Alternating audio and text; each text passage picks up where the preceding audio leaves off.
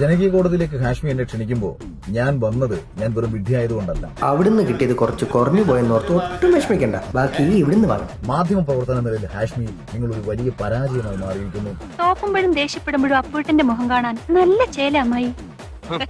വ്യക്തിവിരോധം തീർക്കാൻ വേണ്ടിയിട്ട് ഒരു ചാനൽ ഫ്ലോർ ഉപയോഗിച്ച് നിങ്ങളെ ഒരു മാധ്യമ പ്രവർത്തകൻ എന്ന് ഒരിക്കലും വിളിക്കാൻ കഴിയില്ല. കുടുംബത്തിന് മാനക്കേടുണ്ടാക്കാനും പത്രക്കാർക്ക് കഥകൾ ഉണ്ടാക്കാനും കോമാളി വേഷം കിട്ടി ഇറങ്ങിയിരിക്കുക.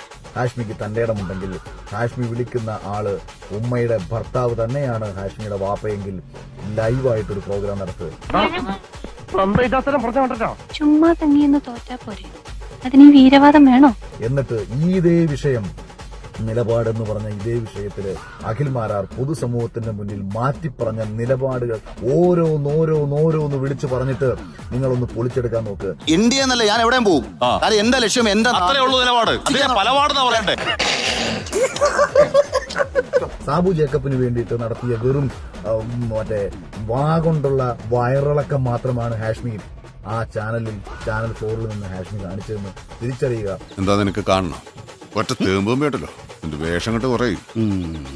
ധൈര്യമുണ്ടെങ്കിൽ നീ വാ. ഓ, അവിടം വരെയൊക്കെ ആയോ? അല്ല, എന്നായാലും വേണ്ടതല്ലേ. അതിനുള്ള തന്റെ ഇടം ശ്രീകണ്ഠൻ നായരുടെ 24 ചാനലിനുണ്ടെന്നുണ്ടെങ്കിൽ 24 വന്ന് ലൈവിൽ ഞാൻ ഇരിക്കും. അപ്പോട്ടിനോട് സ്നേഹം ഉള്ളോണ്ട് പറയാ, കാവിലെ മത്സരത്തിലെങ്കിലും അശോകേട്ടനെ തോപ്പിച്ചോണം.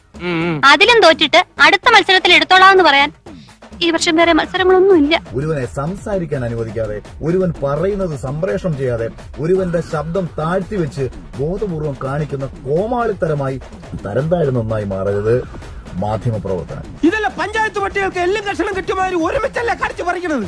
നാണമില്ലടാ നിനക്കൊക്കെ. അതിനുശേഷമാണ് നിങ്ങൾ ഒരു വൃത്തികെട്ടവനാണെന്ന് ഞാൻ തിരിച്ചറിയുന്നത്. എടാ, ഈ നാണക്കേടൊക്കെ സഹിച്ച് നീ ജീവിക്കുന്നതിലും ഭേദം തൂങ്ങിച്ചാവുന്നാടാ. ഞാൻ തിരിച്ചു ഹാഷ്മിയോട് ഒരു ചോദ്യം ചോദിച്ചു.